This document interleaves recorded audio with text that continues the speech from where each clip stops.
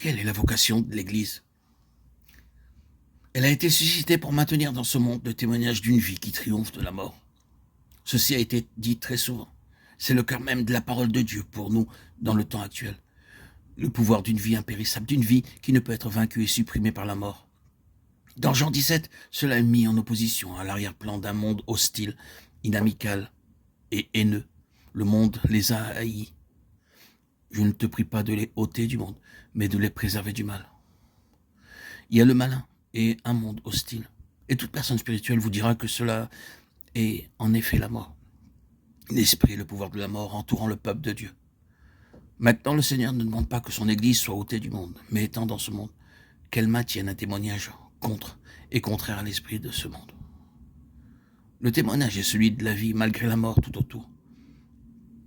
Le défi suprême à la fidélité de l'Église, à son ministère, à sa vraie vocation consiste en ceci.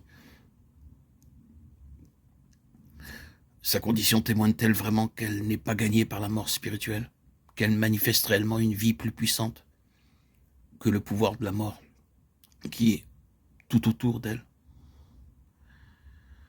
Ne permettez pas au mot Église de vous exclure en pensant à quelque entité à part de vous-même. Nous devons faire une application personnelle parce que si nous sommes en union vivante avec Christ, nous sommes ses membres, nous sommes une partie de l'Église qui est son corps.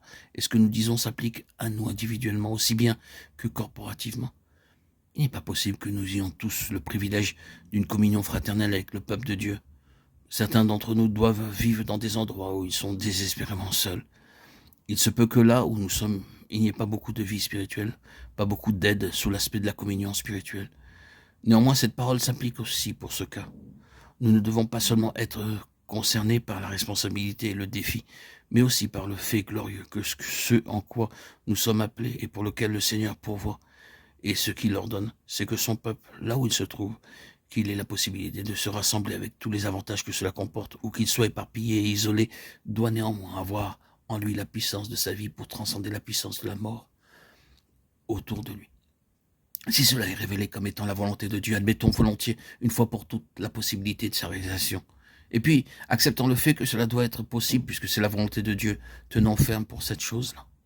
Ainsi, vous et moi, déterminons-nous en esprit pour cette expression de vie du Seigneur ressuscité qui doit transcender la mort, qui est tout autour de nous et qui fait pression sur nous, procédant du malin et de la haine des hommes. Le Seigneur dit, je ne te prie pas de les ôter du monde, mais de les préserver. La puissance qui est en eux est la puissance de sa vie de résurrection. Ce que nous venons de dire est en accord parfait avec la pleine révélation de la lettre aux Éphésiens, et qu'elle est envers nous qui croyons l'infinie grandeur de sa puissance se manifestant avec efficacité par la vertu de sa force. Il l'a déployée en Christ, en le ressuscitant des morts et en le faisant asseoir à sa droite dans les lieux célestes au-dessus de tout. Éphésiens 1, 19 à 21. Envers nous qui croyons. Nous devons tenir pour cette chose-là fermement et avec détermination, parce que c'est là le témoignage du Seigneur Jésus, justifié par l'Esprit. Quelle est la justification de l'Église? Elle est en ce que l'Église se tient sur la base de la résurrection, manifestant ainsi la vie de résurrection. Béni soit Dieu, car dans toute la mesure où notre salut est concerné, nous sommes justifiés sur la base de notre résurrection ensemble avec Christ. Nous saisissons ainsi le fait que si nous sommes ressuscités ensemble avec lui, alors nous avons été justifiés. Dieu ne nous aurait jamais amenés dans une résurrection commune avec Christ sans que nous ayons été justifiés.